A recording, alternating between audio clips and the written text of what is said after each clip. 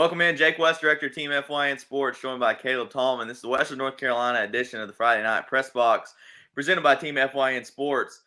Caleb, another good week of football. Let's recap some of these individual performances before we get into recapping some of the games last week.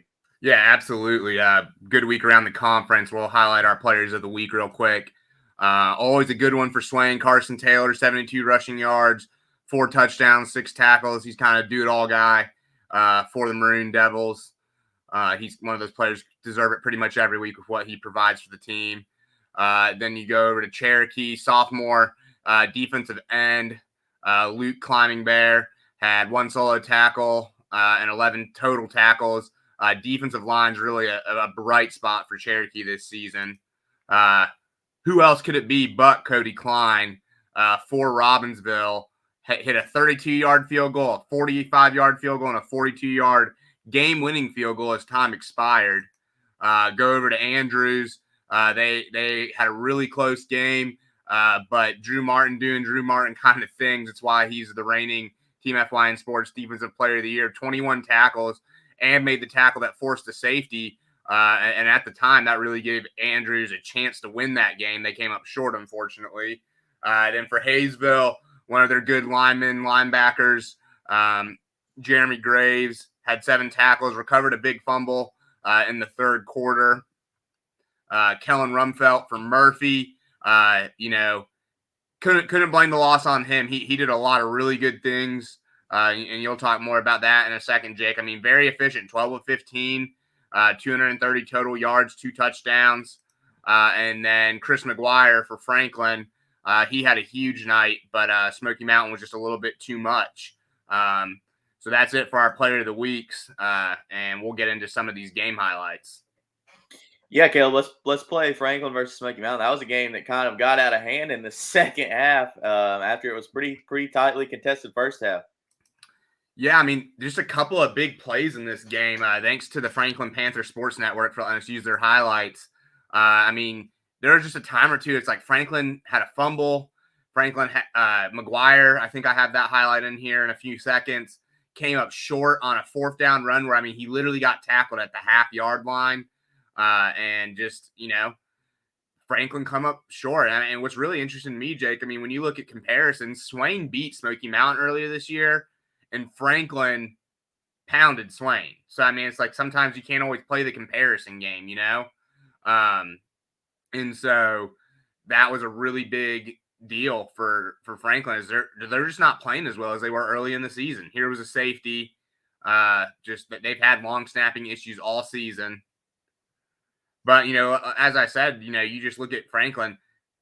This Franklin team is not the same Franklin team, and whether it's injuries or just consistency's sake, that played Hayesville and Swain and Murphy earlier in the season and looked like they could be one of the top teams in 3A. Yeah, for sure.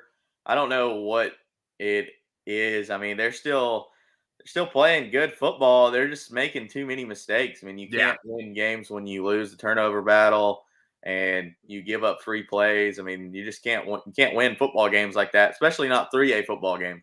No, absolutely not. And so they're coming up short. But I mean, here's the thing: they're going to make the playoffs. They're probably going to be on the road, Jake. And I tell you what, though, especially if you look at some of their film, Franklin's not a team that, as a higher seed, I'd want to have coming to my place in the first round. Yeah, very true. They're definitely not a team you want to play in the postseason at all, especially if you get, like you said, if you're a high seed and you're expecting to roll in the first round and then Franklin comes to town, that could play hell for sure for some of those higher seeds. Moving on, let's talk about Cherokee and Andrews. 12-9 ball game. Talk about scoregami. I'm not sure if 12-9's happened in the Smoky Mountain Conference in a long time, but Cherokee had a real big problem with holding on to the football. Don Bradley put it on the ground right there, and that gave the Wildcats a free possession. But Andrews' offense unable to capitalize on these opportunities. They just weren't able to put the ball in the end zone hardly at all. One thing that they did do that we have not seen at all is Isaac Weaver come into the Wildcat and throw the football. He threw the ball. He was 1 for 1 throwing, but I think we'll see him throw the football more so maybe than Bateman in this next game against Robbinsville, because that's what they're going to have to do to beat Robbinsville is be able to throw the ball efficiently, and they have not been able to do that at all. Some of the stats from that game for Andrews, Bateman was 4 of 18 for 53 yards. He did have a touchdown pass to Weaver, but that's just not the efficiency that you need to beat good teams, and that's why they were unable to beat Cherokee, because as we know, Cherokee's a really good football team. As for Cherokee, they didn't really have anybody that really shined on offense. They struggled holding on to the football, as we mentioned, put the ball on the ground 4 times. Bradley did have 2 rushing touchdowns, which was the difference maker. He carried the ball 22 times for 79 yards and was 2 for 6 throwing the ball for 9 yards. So they did not throw the ball at all. They completely changed their game plan against Andrews from what it was against Robbinsville and Murphy in these past 2 weeks. So, I mean, Cherokee's just they've got good coaching over there, that's for sure, and they've got a really, really good defense, as we've seen holding Robbinsville 2 weeks ago to just 7 points. But I mean, I definitely would not want. I don't want to play Cherokee right now. If you're anybody in the SMC, I think depending on what happens Friday, Cherokee could end up being the favorite to win the conference, because in all reality, that game against Murphy that they lost by 1 point was a game they should have won had it not been for some heroics from Peyton McCracken late in that one. But Cherokee's just got a lot of different ways that they can beat you, and they showed it against Andrews in an ugly win. But guess what, Caleb? You've got to win the ugly ones if you want to keep rolling. Well, yeah, and the highlights that you're seeing right now are from Cherokee's last drive. Don Bradley did not have his best game, but he came up as clutch as anyone at the end of the game with several big runs that got Cherokee that last touchdown they needed to go up. Yeah, and one of Andrews' biggest struggles also was putting the ball on the ground, and they also just could not convert in the red zone. I think Caleb English told me they were stopped 2 or 3 times in the red zone. I think twice inside their own inside Cherokee's 10-yard line. So, I mean, if they convert those, they walk away with an easy win instead of a 12-9 loss. But well, yeah, and I think another thing too is that you got to credit Cherokee is they've got some good team speed in the back end. They really do, because you saw Weaver had a couple of 20 and 30-yard runs where we're used to seeing him get the last 10 or 15 yards for a touchdown, and the backside corner or the backside safety was able to bring him down. And you don't think much of that, saying, oh, yeah, I mean, that was a 25-yard gain, great run. But sometimes, as we saw the red zone issues, stopping it for a 25-yard gain instead of letting it be a 40-yard touchdown is one of the key reasons Cherokee was able to win that game. Yeah, for sure. And maybe that plays into the fact Andrews has no depth. That's not their fault. That's just how small of a school they are. But they have no depth, and some of their guys are banged up. So maybe first 2 games of the season, Weaver is able to put a little more juice behind him and get into the end zone. But I mean, it's crunch time now, and with 2 back-to-back losses from Andrews, they've really got to buckle down if they want to compete. Otherwise, we're going to see Andrews maybe end up playing a Smoky Mountain Conference team in the first round of the playoffs. Yeah. Caleb, lead us into recapping the leader in the Smoky Mountain Conference, Swain, as they just dumped Hayesville at Hayesville. Swain, you got to see this game live, and you commentated it as it was on fyntv.com. Swain's, I told you, they're the real deal. I mean, when they need to score on offense, they're just a dang good football team. And Logan Caldwell played great at the beginning of the year, and as much as I hate to say it, the young man has reverted back to some of his bad habits from last year. He's forcing the issue, and Swain capitalized on it. Swain really did a good job running buck sweep. They really found another facet of their run game that if they can continue, is really going to help them moving forward. And that was Joshua Collins, just a sophomore. He had 16 carries for 101 yards and had lots of really big plays for them. Another interesting thing is, which some of them were on trick plays, but some of them were just him in the backfield, is Donovan Gronwald had 4 carries for 84 yards, their top wide receiver. one of the things we continue to see is Lillard's hitting some big plays in the passing game, but really, Jake, he missed 4 or 5 deep balls. I mean, this game could have been worse in reality, because there were several times where Lillard had Groenwald or Hyatt deep, and he just overthrew him, which is better to overthrow him. You'd rather miss long, especially when they beat the corner or the safety. But as is, if Lillard's able to start hitting more of those, things for Swain could get real interesting, because they're a team that could really compete at a state championship caliber level. But one of the things I'll say, Jake, and you can comment on, is because of some of the COVID issues, Swain, I think, regularly would be the favorite to win conference right now. Obviously undefeated, but you're talking about just a gauntlet of games. They're going to be playing 3 games in 8 days. Is that what it is? There's 3 games in 7 days. They play Friday, Tuesday, Friday. Yeah. And yeah, I agree with you 100%. I mean, they are currently the number 1 team in the conference. And if they get through this 3-game stretch of Murphy, Robbinsville, Cherokee, then they're probably the best team in Western North Carolina if they get through that stretch in 7 days and win all of those games. But I don't know, crazier things have happened. I could honestly see them losing all 3 games, but I could also see them winning all 3 games. But probably what's going to happen is they're going to win 1 or 2 and drop the other one.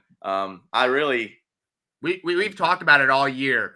And who knows, it could all work out, and we'll have a clearer picture next week.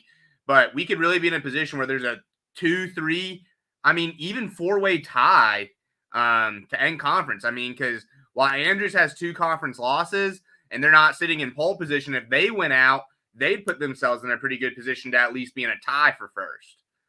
So a lot could happen in these last couple of weeks. I think a 3-way tie is the most probable. There's a lot of different things that could happen, but there's also ways that, Swain's the only team that controls their own destiny. Swain wins out, they're obviously the Smoky Mountain Conference champions.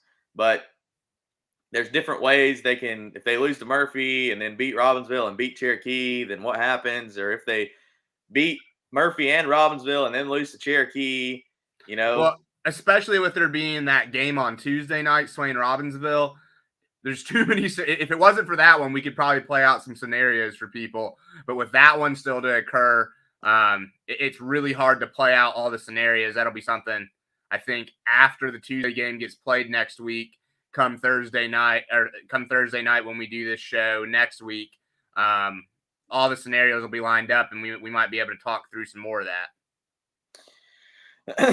Yeah, I think, like I said, the most probable thing that could happen is the 3-way tie, or, Swain could just run this gauntlet of a schedule that they have and end up champs. But there's also a scenario where Robbinsville or Cherokee or Murphy ends up champs if the right things fall into place. I think Andrews has played their way out of a conference championship this year with 2 losses already, but crazier things can happen. I don't know if the math adds up to where they are able to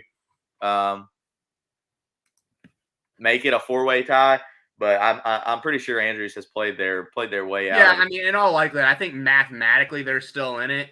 Some stuff would have to happen, like maybe Hayesville beating Cherokee and Andrews, beats Swain and Robbinsville, and Murphy loses to Swain.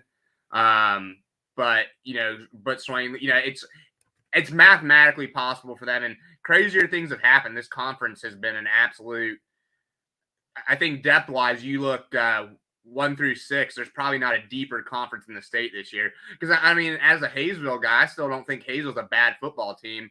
I just think they're playing in a really, really good conference.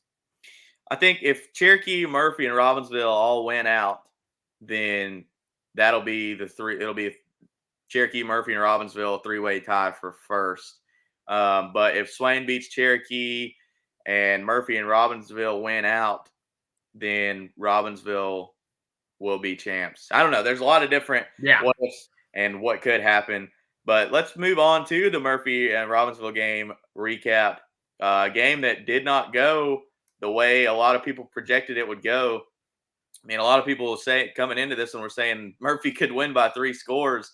I said all week I don't think it's a foregone conclusion, and even without Cutler Adams, I mean they moved the ball at will against this Murphy defense, who is just playing. Murphy defense is just playing. They're just playing soft, straight up playing soft football, and you're not going to win playing soft football in Smoky Mountain Conference. Cage Williams ran all over him, 122 yards, 7.6 yards per carry, and 2 touchdowns.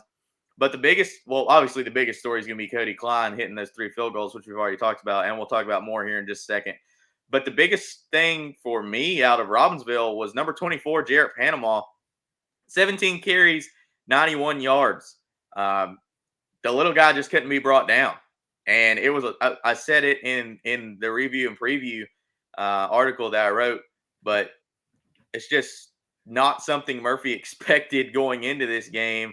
Was Jarrett Panama to be as good as he was running the football. And I don't even think Murphy expected him to run the football at all. There's a great interception by Brock Adams on a pretty much a jump ball throw that Rumfeld put up in the air. But Dason Gross, 6 for 10 for 58 yards. Not a great night, but not a bad night. He did what he needed to do in order to win the game. He threw an interception, but at the end of the game, he did put his team in field goal position with 2 great passes to Brock Adams and Isaac Wiggins.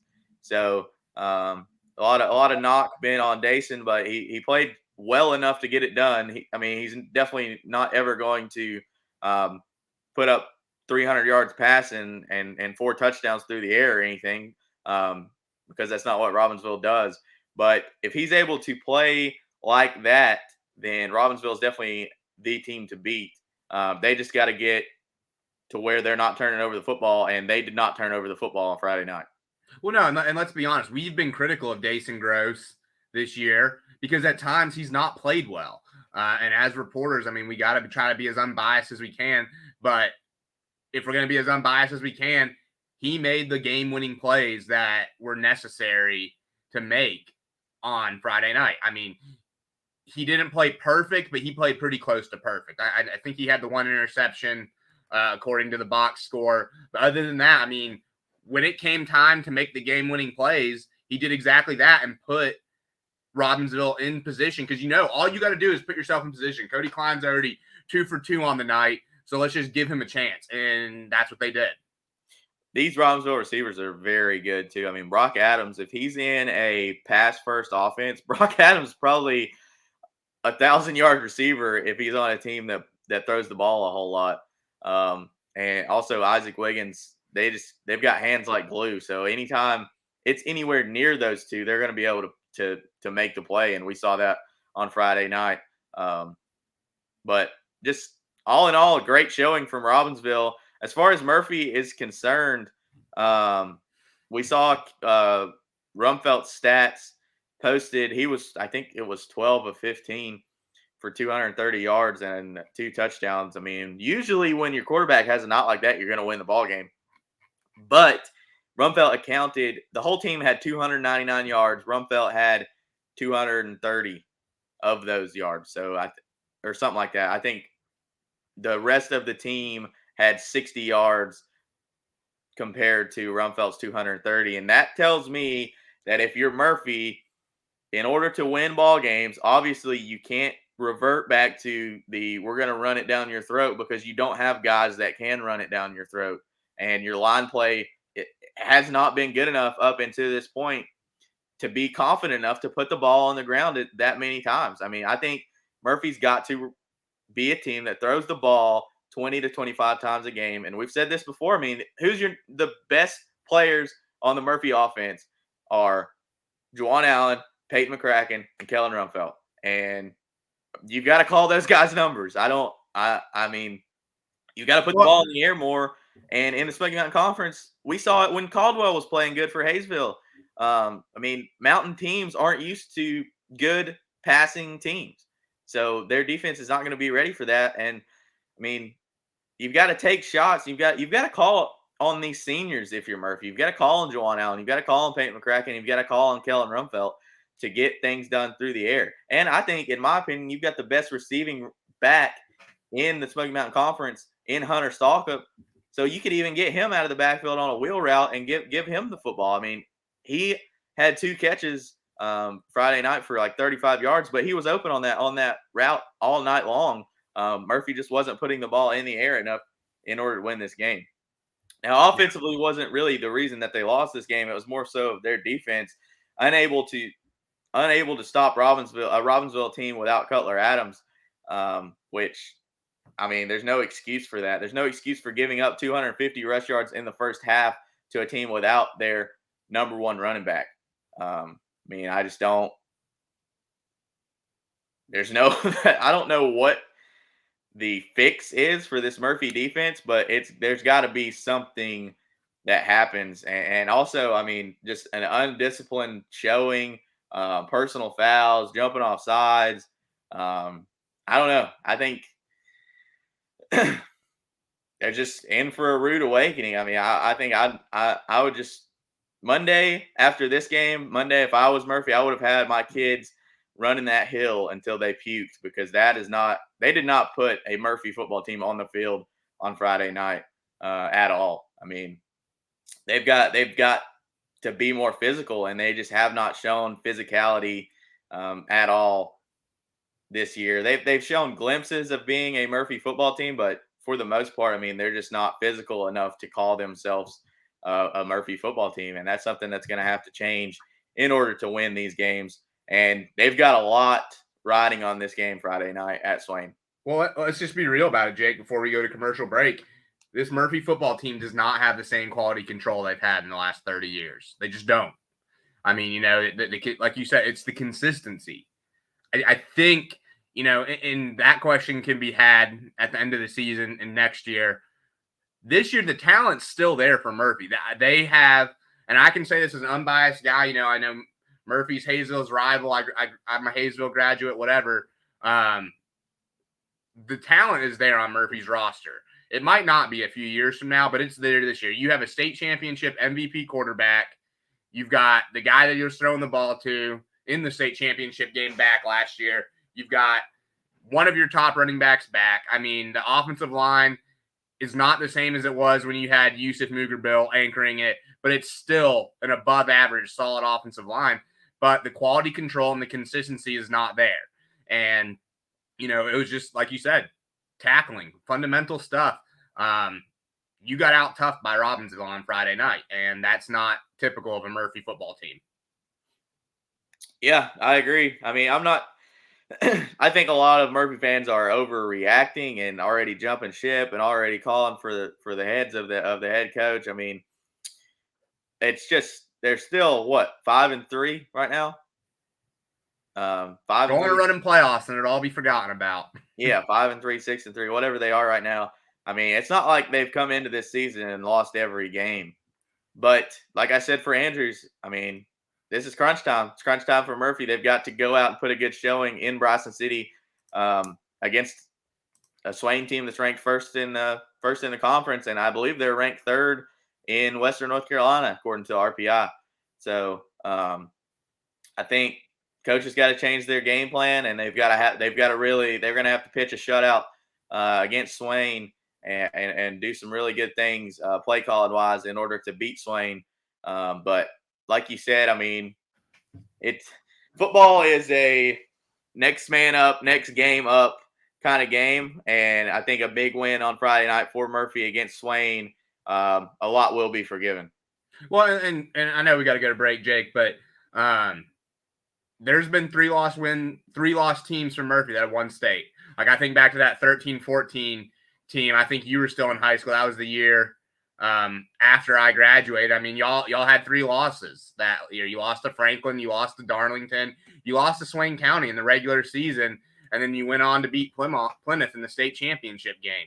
And so I think that'll be the true test of the first true test of the Joseph Watson era. Can you handle, some bumps in the road in the regular season, just as David Gentry did, but have your team peaking come playoff time to where they could compete, maybe not for a state championship, but come close. region championship, make it to the 4th, 5th round. Because if they make it to the 4th or 5th round this year, I think a lot of the people that are, calling for the heads of some of the coaching staff will have to back off a little bit. Yeah, I agree. Let's stay with playoffs when we come back, Caleb, and let's talk about if playoffs started today. Let's take a quick break, and we'll be right back.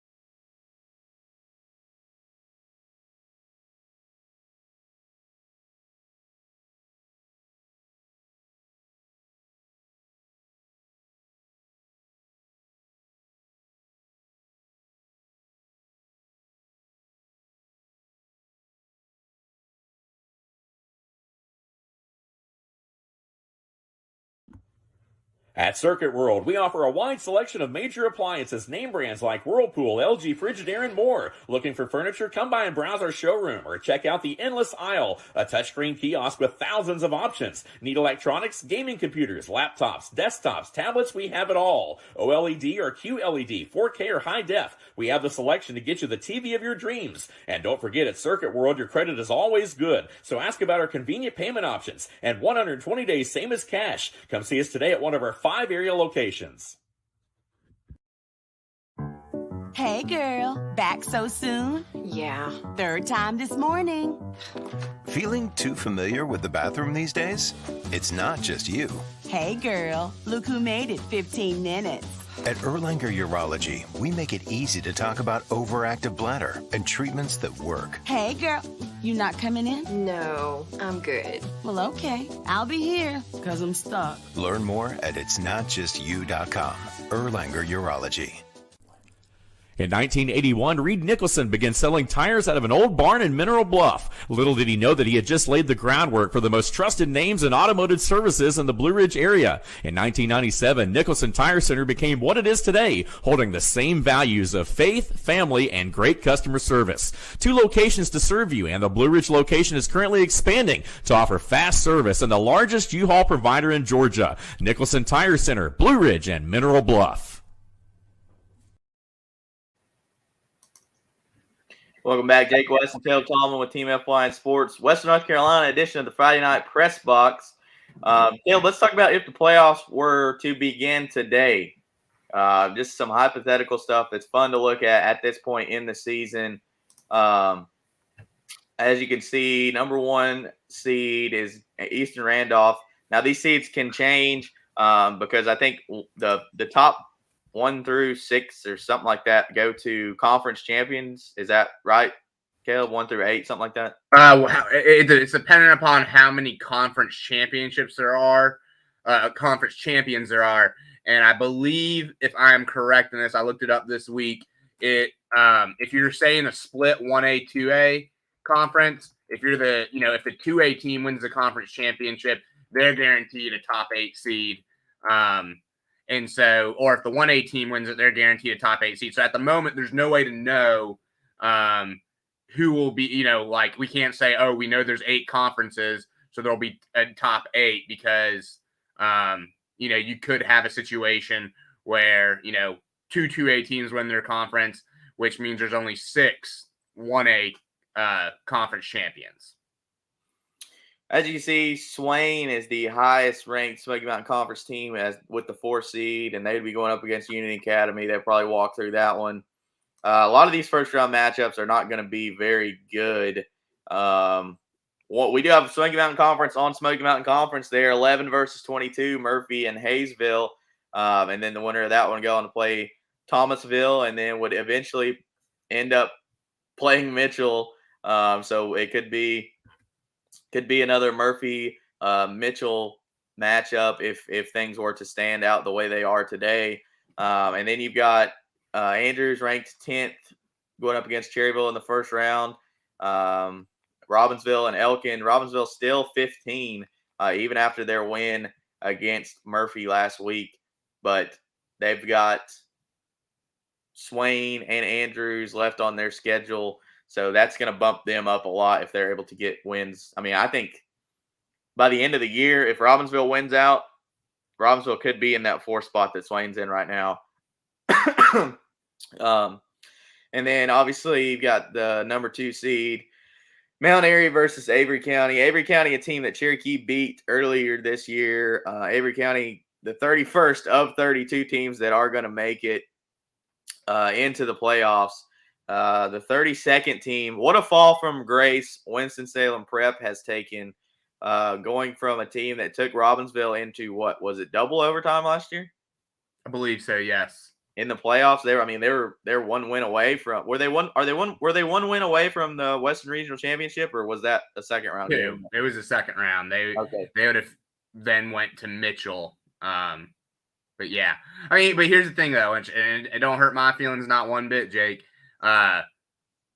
When you're a prep school like that, you have years where the transfers love you, and you have years where all your kids transfer back to their home schools or to different schools.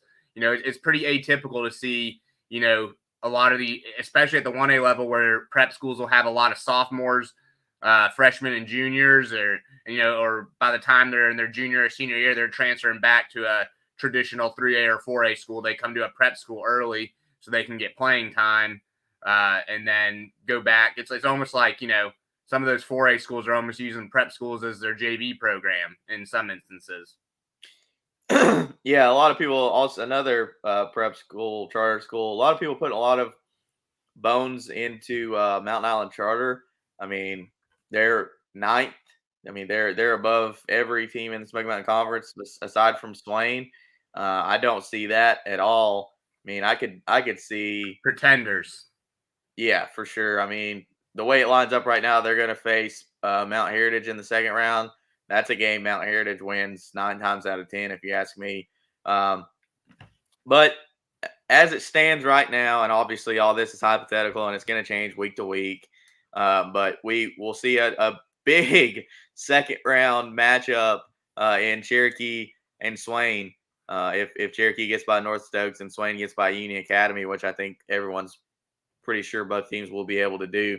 So that could be a huge rematch from the last game of the season, because I think Swain and Cherokee are the last game of the season for each other. So I mean, that could be a huge rematch. But I think this is something we'll try to keep doing each week, Caleb, as the year goes on. I mean, it's just something fun to do, because as far off as it might be, it shows you that probably there's a pretty good, like, 75% chance we're going to see one Smoky Mountain Conference matchup in the first round. And if not the first round, then definitely the second round or third round, we're going to see a Smoky Mountain Conference matchup. And it's always fun when those teams have to play in the playoffs, because, I mean, even though it will be a road game for one team, you're not going to travel over an hour to play any Smoky Mountain Conference game now that Rosman's gone. So it's going to be fun football. It's going to be smash mouth football for sure. Is there anything? One thing that's going to be really intriguing as we get there too is, like, for example, I know I picked on them last week, but they keep finding themselves high in the RPI, so I will continue to look at Starmount at number 5, which they actually play in the same conference as Mount Airy, who would be the conference championship. So Starmount would probably be looking somewhere between, you know, a 7 and a 10 seed, right? You know, for argument's sake, let's say they end up as the 11 seed where Murphy's sitting at right now, and Hayesville, you know, stayed at 22 or something like that.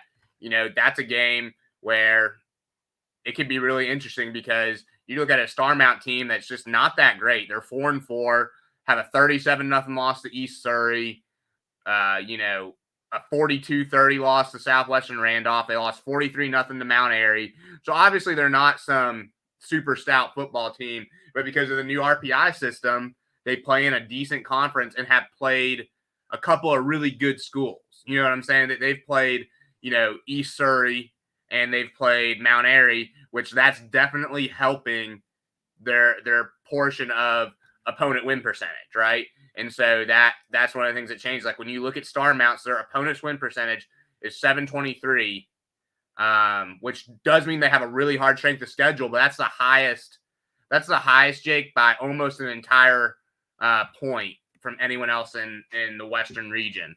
So those things could, you know, you could see a Cherokee or an Andrews or a Hazel or really anyone in our conference luck out and find a team in the first round that because of this new RPI system is not great. Yeah, I agree. I mean, the biggest thing that stands out to me talking about Starmount is their 43-0 loss to Mount Airy, but they're still ranked in the top. What is Starmount ranked right now?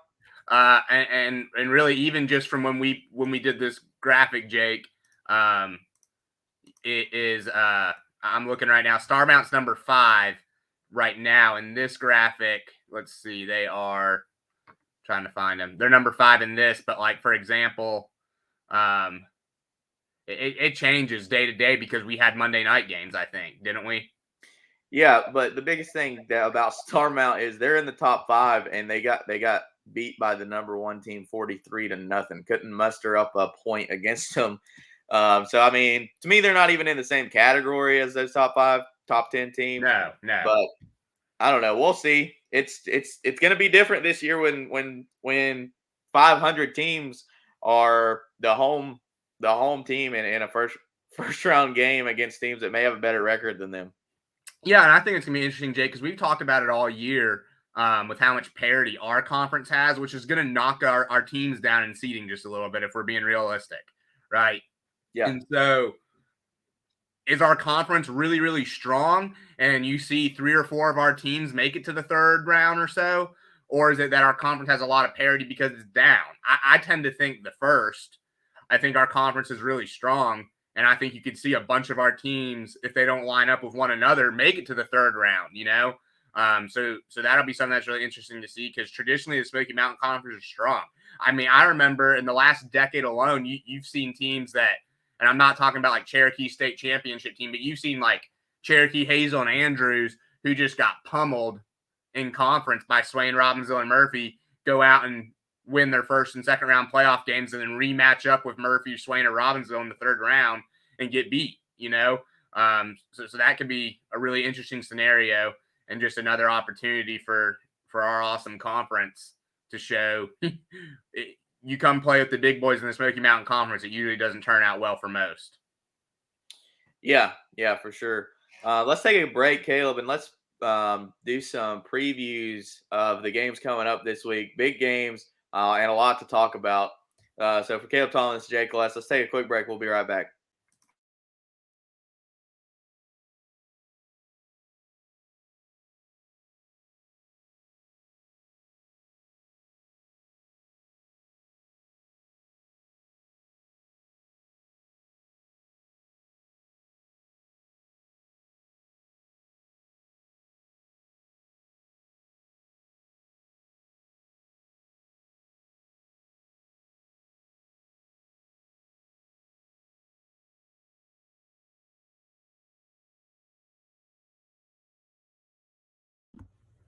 At Circuit World, we offer a wide selection of major appliances, name brands like Whirlpool, LG, Frigidaire, and more. Looking for furniture? Come by and browse our showroom or check out the endless aisle, a touchscreen kiosk with thousands of options. Need electronics, gaming computers, laptops, desktops, tablets? We have it all. OLED or QLED, 4K or high def. We have the selection to get you the TV of your dreams. And don't forget, at Circuit World, your credit is always good. So ask about our convenient payment options and 120 days, same as cash. Come see us today at one of our 5 area locations. Hey girl, back so soon? Yeah. Third time this morning. Feeling too familiar with the bathroom these days? It's not just you. Hey girl, look who made it 15 minutes. At Erlanger Urology, we make it easy to talk about overactive bladder and treatments that work. Hey girl, you not coming in? No, I'm good. Well, okay. I'll be here, because I'm stuck. Learn more at itsnotjustyou.com. Erlanger Urology. In 1981, Reed Nicholson began selling tires out of an old barn in Mineral Bluff. Little did he know that he had just laid the groundwork for the most trusted names in automotive services in the Blue Ridge area. In 1997, Nicholson Tire Center became what it is today, holding the same values of faith, family, and great customer service. 2 locations to serve you, and the Blue Ridge location is currently expanding to offer fast service and the largest U-Haul provider in Georgia. Nicholson Tire Center, Blue Ridge, and Mineral Bluff.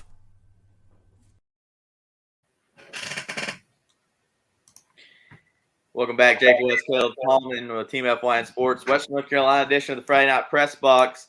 Caleb, let's talk about some of these games coming up this week. Just quickly, briefly, tell us how bad Franklin's going to beat a very bad West Henderson team.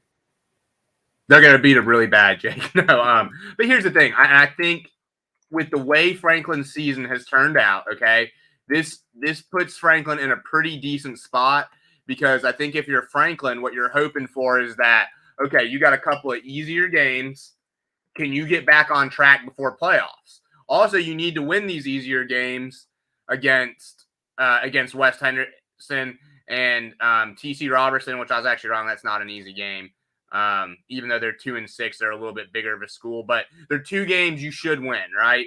You beat TC, you beat West Henderson, you put yourself at a very respectable 7-3. You may even, squeeze yourself into, 15th, 16th, and find yourself in a first round playoff game. And so if you're Franklin, you need to find a way, win these games. Biggest thing is stay healthy, right? And, put yourself in a position where you've got a really good chance. I know we've not done this, Jake. I just pulled up. This is actually a little surprising to me. Franklin in 3A right now, in the 3A West, is the number 10 ranked team in RPI. And so obviously, because they've had a good strength of a schedule, if they win these last 2 games, they may actually put themselves in a position where they'll finish inside the top 10 and maybe host 1 or 2 home playoff games if they win. So if you're Franklin, you're not going to be a conference championship this year, but you could redeem yourselves in the playoffs. And Murphy did that last year, and I guarantee you, Murphy, you ask any Murphy Bulldog fan, we'll ask you, Jake, I think you guys would have preferred the final outcome, right? Yeah, for sure. I mean, anybody's going to take winning it all over winning a conference championship. But speaking of conference and conference championships, since we've got some extra time in this segment, what is wrong with Robbinsville? Andrews. What went wrong with Andrews when they were 5-0 and now they've lost back-to-back games, back-to-back weeks? Well, I think the first question you have to ask, Jake, is anything wrong with Andrews? They're 5-2. They're a good football team that have lost to 2 other good football teams. They lost. I know it was a 2-score game against Swain, but if it wasn't for those are extra points. It was a 1 touchdown difference against Swain, right? You look at Cherokee, that's a 3-point game. I mean, they've lost to 2 good football teams. You said earlier it wouldn't stun you if Swain went 0-3 or 3-0 down the stretch. Well, I think the same could be said for Andrews. They've lost in 2 very close games. And you think about it for Andrews, okay, against Swain, they hit both their 2-point conversions and don't give up a 99-yard touchdown run. They beat Swain 16-14. Against Cherokee, you finish inside the red zone 1 more time when you had, 3 or 4 times inside the red zone where they didn't score, and you win that game 16-12. And all of a sudden, you're talking about a 7-0 Andrews team. It's a good football team. I don't think there's a huge difference. I think, if they lose out, then we get to a different place where you just say, okay, Andrews isn't capable of winning close games because of the offense they run and their inability to pass. But, if they can go 2-1 or go 1-1 or 2-0 in their last 2 games, you might be looking at a different story. Or if they go 2-0 in their last 2 games, you might be talking about a team that's in a split for a conference championship. Yeah, I mean, I'm not saying they're not a good football team. I'm just saying what's changed from the 300 yards on the ground they were averaging to barely breaking 200 yards on the ground against Swain and Cherokee. I can tell you exactly what it is, Jake, and we talked about it all season long, okay? Austin Martin, 128 carries. Isaac Weaver, 108 carries. They're worn down, and they play almost every snap on defense, right? I mean, I think that's all there really is to it, Jake. I think that we said this was going to be an issue for them, and it's turned out to be an issue for them. I mean, when, they're also 2 of the top 5 leading tacklers on the team. So your star players are worn down, and you've shown an inability to throw the football. You're one-dimensional, and when at full health, Andrews could beat good teams one-dimensionally. We saw him do it against Mitchell, right?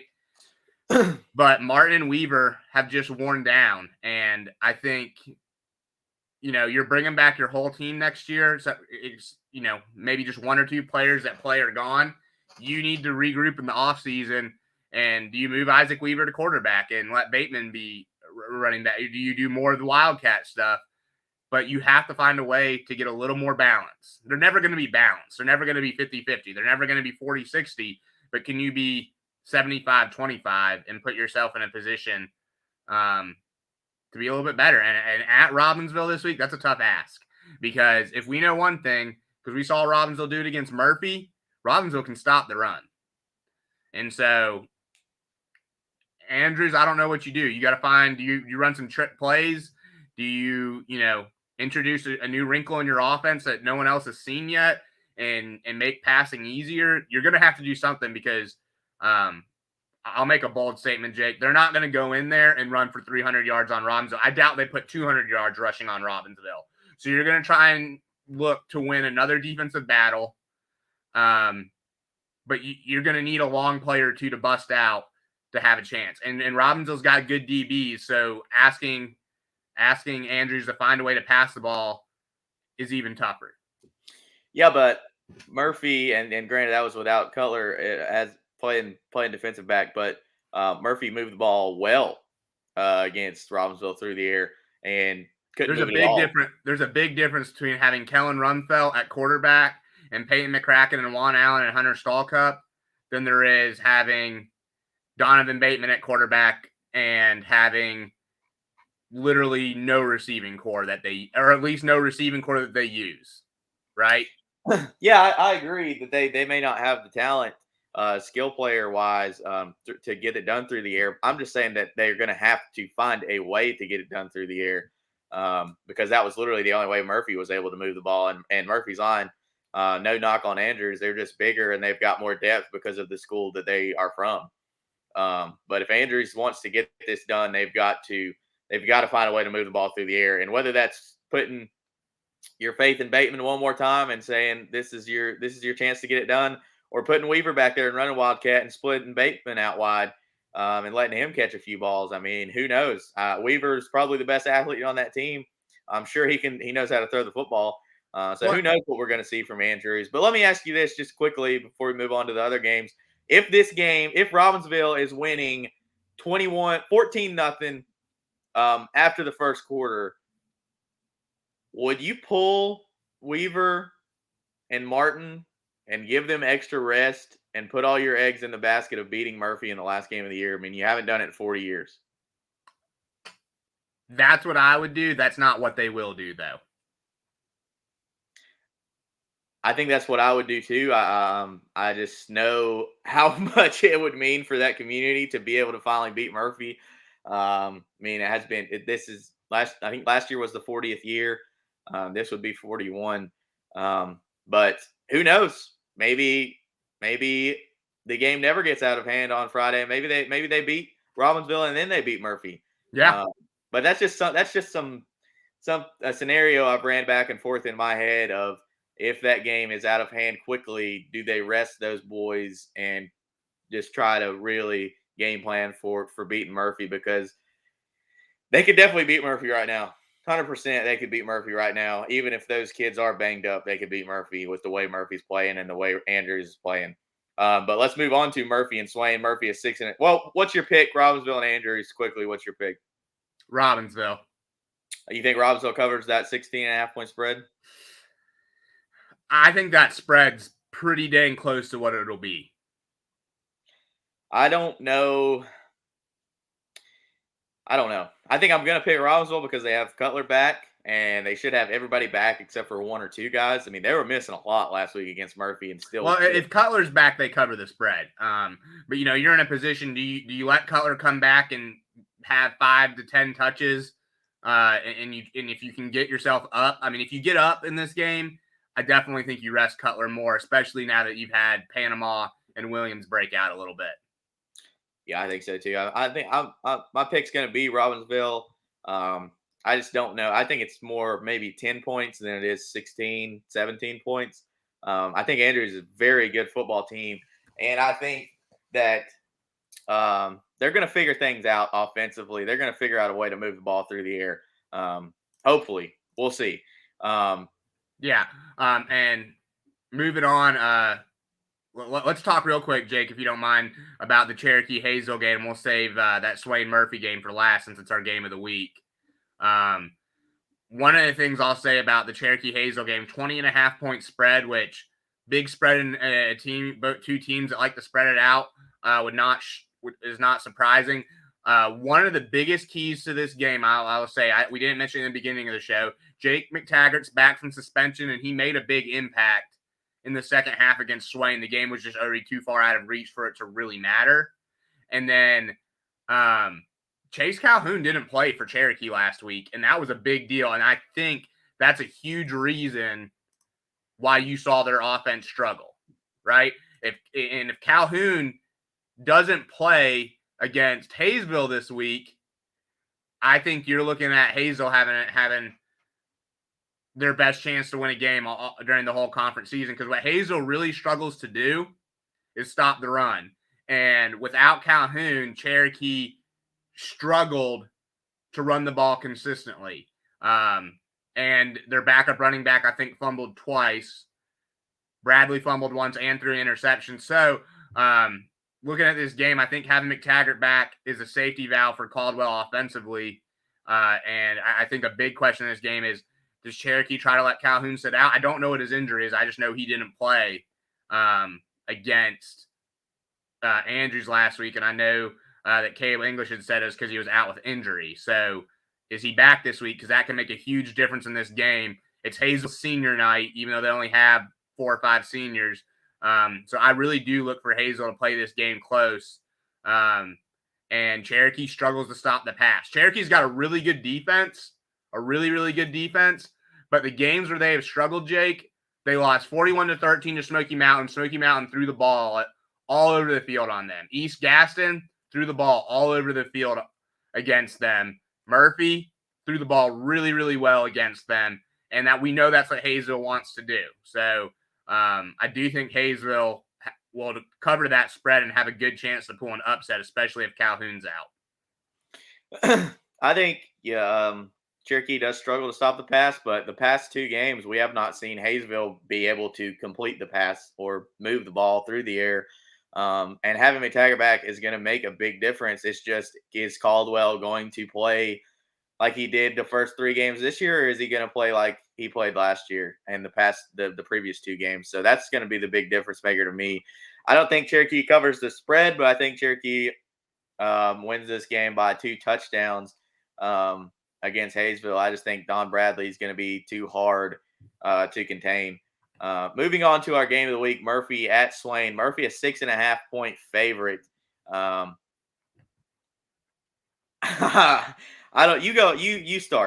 start.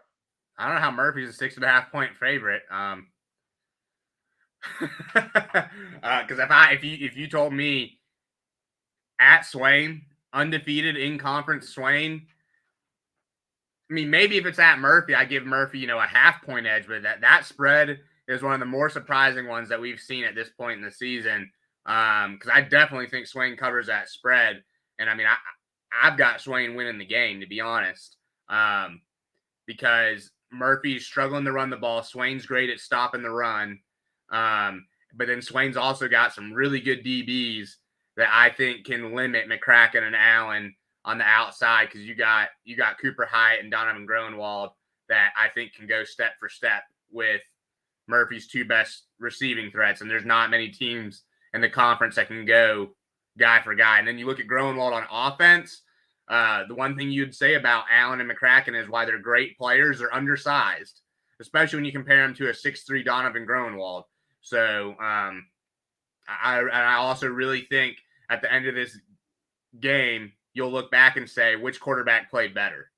And Lillard's played great lately, mainly running the ball, though. If he can hit 1 or 2 more deep shots, but also continue to run the ball effectively, you're going to have to put a lot on Kellen Rumfeld's shoulders to try for Murphy to win this game at Swain. I think the line should be flipped. I think Swain should be a 6.5 point favorite, touchdown favorite for sure. I think Swain's definitely got the upper hand coming into this one. The only way Murphy wins this ball game Friday night is if they do put the ball in Kellen Rumfeld's hands. That was the only way they were able to move the ball last week. That was the only way they were able to move the ball against Raven County. And yet they're still shying away from throwing the football. They've got to throw the football. I said it earlier. I'll say it again. I'll say it every week. They've got to throw the football 20 to 25 times to win games. And who knows if they go down there and Kellen's 18 for 25, they probably win that. They probably win the ball game in Bryson City against Swain. But if they don't do that and they're unable to run the ball and their line plays as badly as they have, Swain's going to win this ball game, and Swain's going to win this ball game by at least a touchdown, if not 2 scores.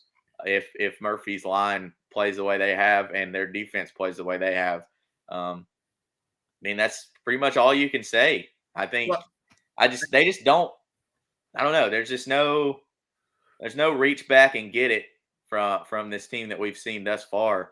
But if there ever was a game to break out, Ty Laney, if there ever was a game to break out and go for 150 on the ground, your offensive line, if there ever was a game to create some holes, and your defensive backs and your linebackers, if there ever was a game to hold Swain, to hold an offense that put up a lot of points last week against Hayesville, but this season has not been able to put up a lot of points. I think you've got to buckle down and you've got to fight in this game. You've got to fight for all that you're worth, because there's a lot riding on this game for Murphy. The last time Murphy lost back-to-back conference games was in 2003. Oh gosh, that's a long time, and I think it may happen for the first time since 2003, Jake. If you're Murphy, though, here's my advice to you, because I'm sure all the players and coaches are watching the show.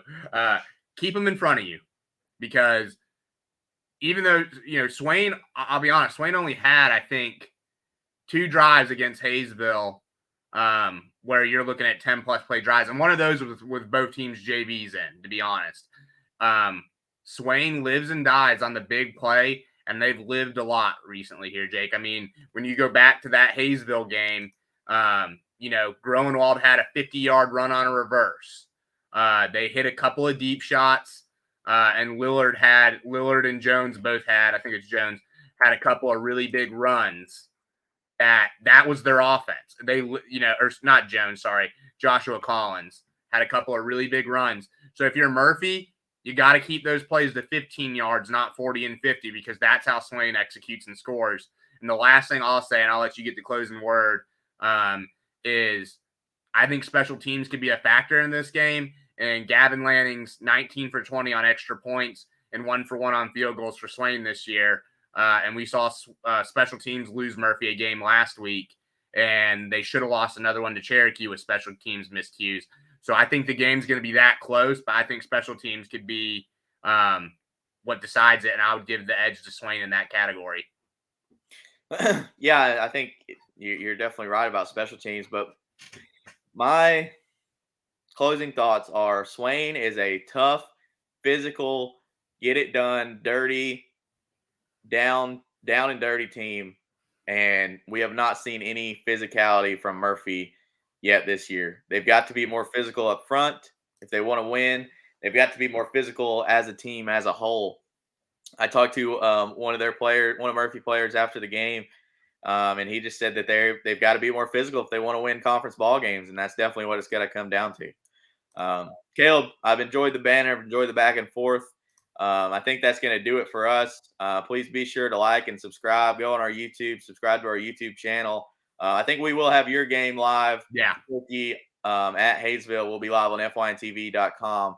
So for Caleb Tallman, this is Jake West, Western North Carolina edition of the Friday Night Press Box presented by Team FYN Sports.